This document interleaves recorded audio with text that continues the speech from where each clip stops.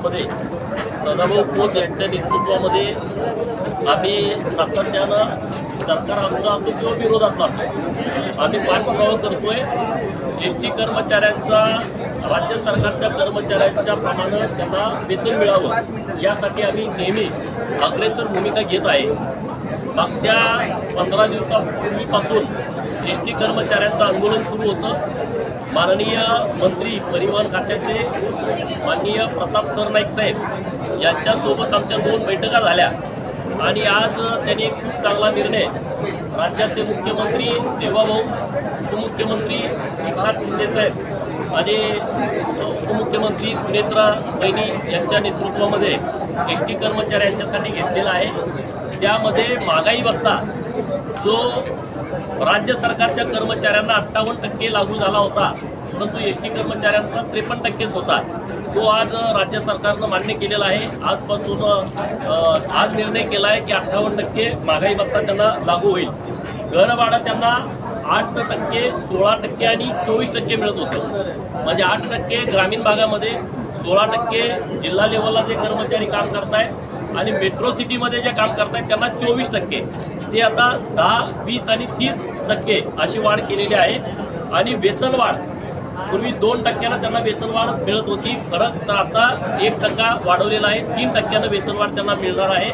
म्हणजे एकूण जवळपास 44 कोटी 66 लाख रुपयाचा भार हा राज्य सरकारवरती पडणार आहे, महामंडळावरती पडणार आहे दर महिन्याला। अशा पद्धतीचा एक चांगला निर्णय राज्य सरकारनं घेतलेला आहे। मी राज्य सरकारचं मनापासून अभिनंदन करतो। कालच्या बैठकीमध्ये काही आम्ही भूमिका मांडल्या आणि त्यामध्ये आम्ही विनंती केलेली आहे परिवहन खात्याला की एस टीकडे 1 रुपया येतोय कसा आणि जातोय कसा याची एक श्वेतपत्रिका महामंडळानं काढली पाहिजे। म्हणजे आज 55 लाख प्रवासी प्रवास करतात, पण त्यातून पैसे येतात किती, डिझेलला किती जातात, पगारावरती किती खर्च येतो, मेंटेनन्सला किती जातो, याचा व्यवस्थित हिशोब हा एस टी महामंडळातला असला पाहिजे। आणि माननीय मंत्री महोदयांनी कालच्या बैठकीमध्ये निर्देश दिलेले आहेत की एस टी महामंडळाची एक श्वेतपत्रिका पुढच्या 1 महिन्याच्या आतमध्ये काढायचा निर्णय हा माननीय मंत्री महोदयांनी घेतलेला आहे। 3 वर्षाच्या वरचे अधिकारी एकाच ठिकाणी ठाण मांडून बसल्या कारणानं भ्रष्टाचाराला खतपाणी घातलं जातंय आणि सातत्यानं एस टी कर्मचाऱ्यांच्या वरती अन्याय होतोय। त्यांना डुट्या लावणं असेल किंवा काही वेगवेगळ्या गोष्टी असतील तर 3 वर्ष ज्या अधिकाऱ्यांना पूर्ण झालेले आहेत त्यांची तात्काळ बदली करावी। आणि मागही हे ठरलं होतं मागच्या महिन्यात, तरी कारवाई झाली नव्हती। काल याविषयी सदाभाऊ खोत आम्ही भूमिका मांडलेली आहे आणि माननीय मंत्री महोदयांनी मान्य केलं आहे की 3 वर्षाच्या वरच्या सगळ्या अधिकाऱ्यांच्या बदल्या करायच्या। मेडिक्लेमचा एक खूप मोठा विषय आहे एस टी कर्मचाऱ्यांचा की मेडिक्लेम त्यांना असला पाहिजे आणि त्या संदर्भामध्ये महामंडळाचं नुकसान होता कामा नये आणि त्यांना सहज मेडिकलच्या फॅसिलिटीज उपलब्ध व्हाव्यात अशा पद्धतीचा मेडिक्लेम येत्या काही दिवसामध्ये आणण्याचा निर्णय हा माननीय परिवहन खात्याच्या मंत्री महोदयांनी घेतलेला आहे। मी त्यांचं मनपूर्वक आभार व्यक्त करतो।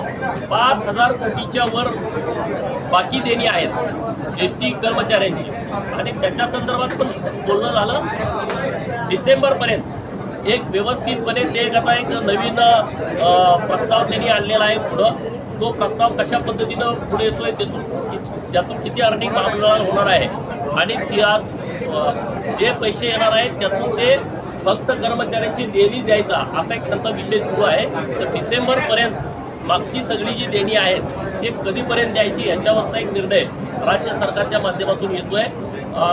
एस टी महामंडळाकडं 2500 गाड्या त्यांनी आता खरेदी केलेल्या आहेत। परिवहन मंत्री महोदय झाल्यापासून आपलं हे सरकार आल्यापासून 12000 एस टी होत्या, आता 14,500 झाले। त्या एस ट्या 20,000पर्यंत नेण्याचं मानस हा माननीय मंत्री महोदयांचा आहे, या डिपार्टमेंटचा आहे।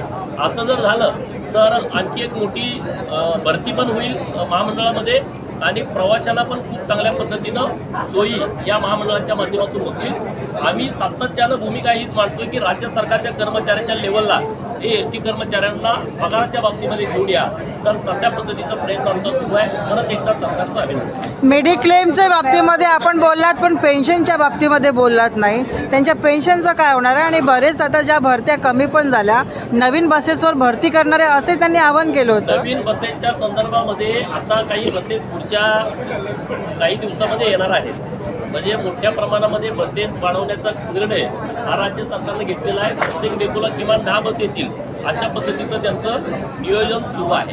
1250 बस संदर्भात जो घोटाळा समोर आला होता त्या प्रकरणी मुख्यमंत्र्यांनी आदेश दिले होते की वित्त खात्यामार्फत त्याची चौकशी होईल आणि खात्यांतर्गत अशा 2 चौकशा होतील. त्या संदर्भात विधान परिषदेमध्ये प्रश्न आला होता, त्यावरती 1 महिन्यात उत्तर देण्याचं सरकारकडून सांगण्यात आलं होतं. मात्र त्यावरती अजूनही कारवाई झाली नाही. विधानसभा व विधिमंडळाला ग्रँटली घेण्याचा हा प्रकार म्हणायचा. नाही, याविषयीची माझ्याकडे आता माहिती नाही. मी त्याच्या संदर्भातली माहिती घेऊन सांगितलं. पण पेन्शन योजनेवरती आपण थोडं भर द्या. त्यांचे खूप हाल अपेष्ट आहे आणि ते म्हणतात नेहमी की आमच्यापर्यंत बातम्या येतात किंवा आमच्या मुलांपर्यंत आम्ही जो पगार आम्हाला काही जो तुटपुंजा मिळतो त्याच्यातून होत नाही. त्यापासून मूळ पगारामध्ये 6,500ची सरसकट वाढ झालेली आहे. कोण काय म्हणतंय याच्याबद्दल आम्हाला माहीत नाही, परंतु एसटी कर्मचाऱ्यांच्या 120च्या वर आत्महत्या झाल्या होत्या आणि आपल्या सर्वांना याबाबतची माहिती आहे. मूळ पगारामध्ये इतकी वाढ कधीच झाली नव्हती. ही वाढ आम्ही दोघं सातत्यानं प्रयत्न करतोय, त्यामुळे इतक्या मोठ्या प्रमाणात वाढ झालेली आहे. तरीसुद्धा आम्ही पुढं वाढ होण्याच्या दृष्टिकोनातून सरकारला आम्ही पाठपुरावा करतोय आणि नक्की सरकार कर्मचाऱ्यांची बाजू घेऊन अशाबाबतचा चांगला निर्णय घेईल. रोहित दादा पंढरपूरला हे अधिकारी जरा चुकीच्या पद्धतीनं माहिती दिलं. एवढा मोठा सगळा हा कारभार आहे, तर ह्याच्याबद्दलची करेक्ट माहिती पाहिजे.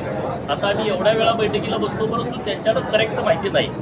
म्हणजे असे आसपास म्हणजे एका कागदावरती सगळे लिहून देतात, एवढे प्रवासी आहेत, एवढे पैसे येतात, तेवढे. आमच्या माहितीप्रमाणे 6,000 कोटी तर सवलतीचेच येतात.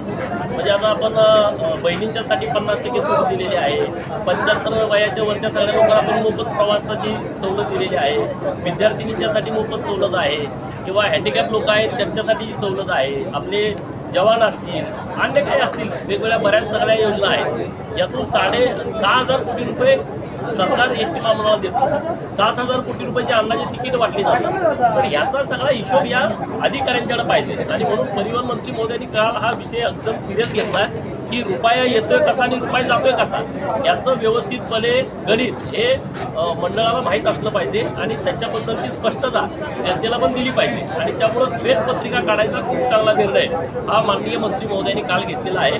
आपण वाट बघू, महिना 1.5 महिन्यामध्ये श्वेतपत्रिका येईल अशी आशा. काही अशा तक्रारी बऱ्यापैकी आलेल्या नाहीत. पगार वेळेवरती होणे आणि राज्य सरकारकडे तिथं कुठं मदत लागेल तर राज्य सरकार चांगल्या पद्धतीने मदत करत आहे. आणखी कुठं काय लागलं तर आम्ही माननीय मुख्यमंत्री महोदयांना भेटू. पेन्शनवरती बोला सर, पेन्शन हे महत्त्वाचं आहे त्यांचा विषय. पेन्शनचा विषय त्यांचा विषय आहे तो. आता तुम्ही आता प्रश्न उपस्थित केलेला आहे. एवढ्या बैठका झाल्या त्यांनी कधी मांडला नाही, तर त्याची व्यवस्थित माहिती घेऊ, त्याच्याबद्दल काय आवाज उठवायचा. थँक्यू साहेब.